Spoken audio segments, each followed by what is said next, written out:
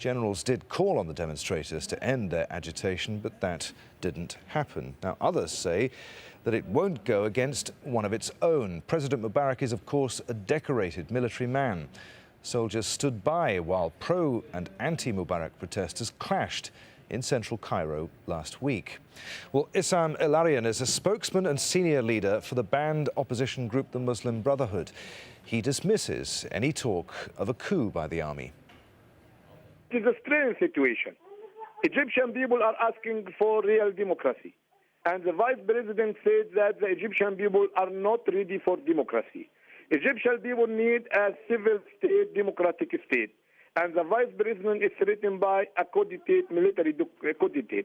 That is not that suitable time for military intervention all over the world. It is something historical now that the military can take power in any country. Egypt is not easy, and I think the Egyptian people are not going to face the military and not going to face the army. And also the army is a part of this population, part of this society. The men of the soldiers and officers in the party cannot go to this way. This is a false threat. It is something also vocal which can make some serving some time for taking this for the regime. It is clear that now the regime wants to exist in power for 6 months, and he is maybe bugging that the people can lose hope or the people can get fatigued. Issam El-Arian. Well, plenty more ahead on Egypt's dilemma this Al Jazeera News Hour, including critical comments from the US spark an angry reaction from President Mubarak's foreign minister. Plus, the family who remain dedicated to the demos despite their loss during the country's day of rage. And neighbouring Gaza feels the knock-on effect of the uprising as fuel supplies continue to dwindle there.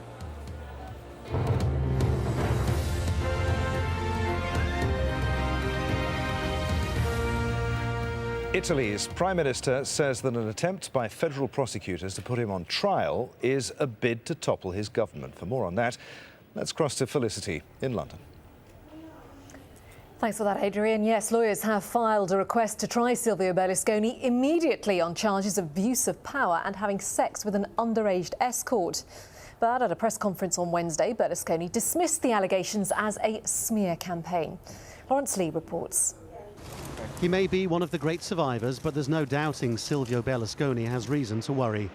Even given his ability to hold on to power despite all kinds of allegations of financial or personal impropriety in the past, there now appears to be so much evidence linking him firstly to a young showgirl known as Ruby, and then to sex games known as bunga bunga parties, that prosecutors believe they've got enough against him to have a criminal trial straight away. Like everything to do with Berlusconi, this case has split Italy. This time apparently with the young saying he deserves everything he gets, but older people prepared to forgive the aging politician.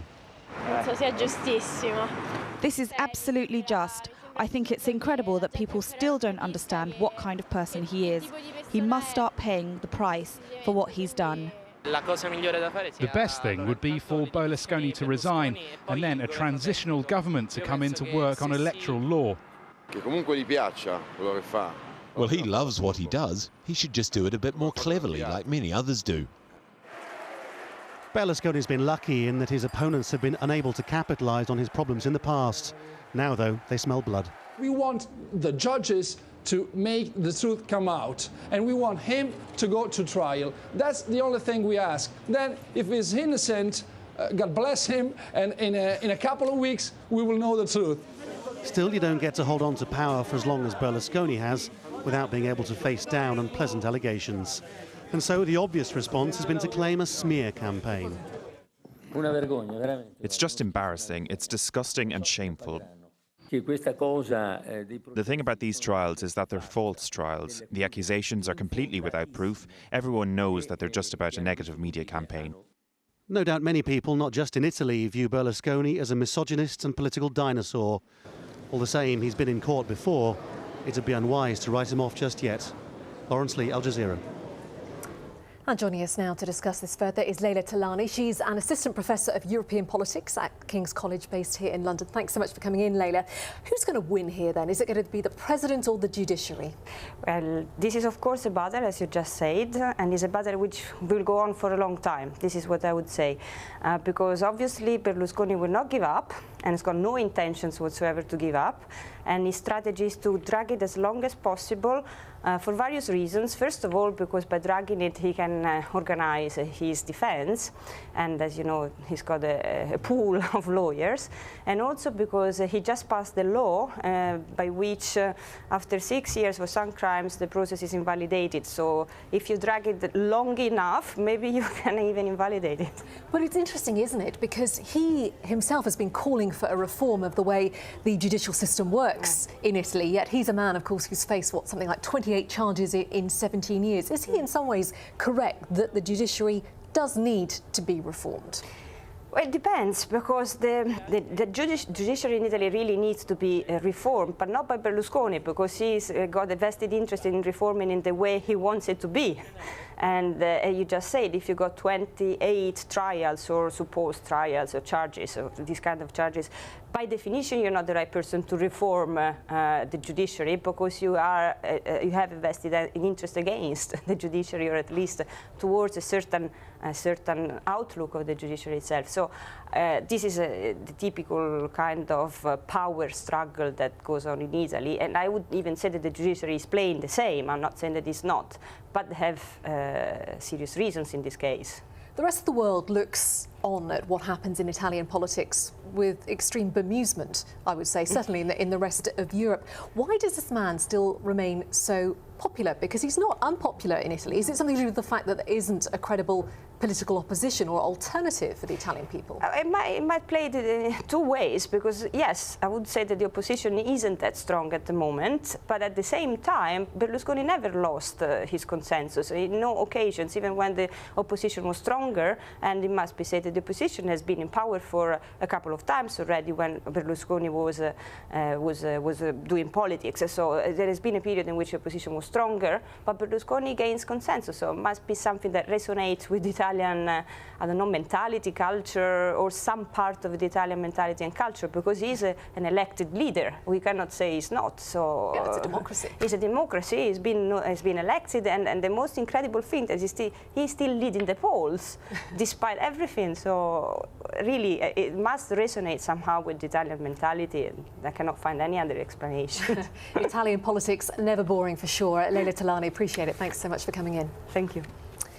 That's it from us for the moment, but I'm back a little later this news hour with news of Nokia's new crisis as the phone giant struggles to survive in the world of the smartphone. Its new boss lashes out in a leaked memo to staff.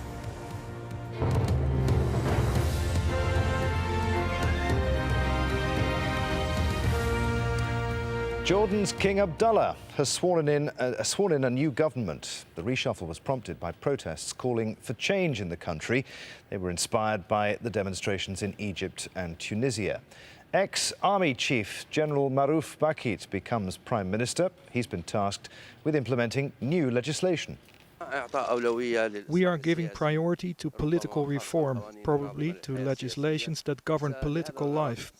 Therefore, the government will immediately start with a national dialogue, without excluding anyone, and will come up with a new election law that has general consensus, as well as other legislations such as municipalities and public gathering laws. The government will take effective measures to fight corruption.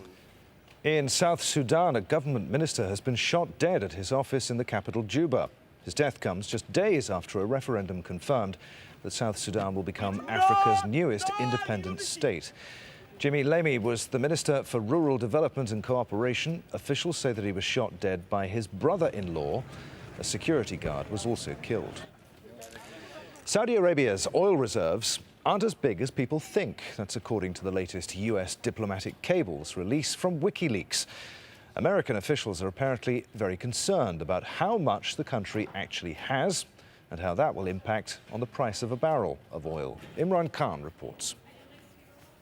Selling the dream, from ancient desert to modern refinery, the image the Saudis want you to see is clear. A world leader in oil production. the world's largest oil exporter and a key player in controlling what we pay at the petrol pump. But cracks are beginning to emerge in this carefully controlled image. According to leaked diplomatic cables from the US Embassy in Riyadh, one senior oil executive has cast serious doubt over Saudi Arabia's oil capacity. To encourage investment and confidence, you need a credible system of telling the world exactly how much oil you can access. Officially, Saudi Arabia says it has 716 billion barrels of oil in reserve. Not so, says Sadat al-Husseini, a former senior oil executive quoted in the US diplomatic cables. He says they're overselling oil reserves by as much as 40%. That's a massive drop. The US is clearly worried. Saudi is one of its biggest oil providers. If proved true, its impact on oil prices could be profound. The more you pump and get on the market, the cheaper oil becomes. For investors, knowing exactly how much Saudi oil there is crucial. Reserves then become critical in predicting oil prices. Saudi Arabia finds itself with a problem. More and more oil experts are beginning to question Saudi reserves. That could have an impact globally. Any downgrading of Saudi reserves would send oil prices up. That's a nightmare scenario for a world dependent on oil. Imran Khan, Al Jazeera. In the Pakistani city of Lahore, thousands of demonstrators have rallied to voice their anger over an American being held in the shooting death of two Pakistanis last month. The case has sparked a diplomatic dispute between the two countries. Let's get more on that now from Rosalind Jordan in Washington. Rosalind. Thanks so much, Adrian. Within the last hour, the U.S. State Department once again insisted that Raymond Davis does have diplomatic immunity, but the government in Islamabad is refusing to release him. Kamal Haider reports. A diplomatic row is brewing between Pakistan and the U.S. over the arrest of an American citizen. Raymond Davis is being held in the shooting deaths of two people in Lahore. He says they were trying to rob him at gunpoint. The U.S. Embassy asserts he's a diplomatic employee and his arrest is a clear violation of the Vienna Convention. So far, Pakistan disagrees. Davis has already appeared in court and his case continues. This U.S. diplomat gunned down two innocent civilians in broad daylight. We want to inquire what he was doing on the streets of Lahore with a pistol.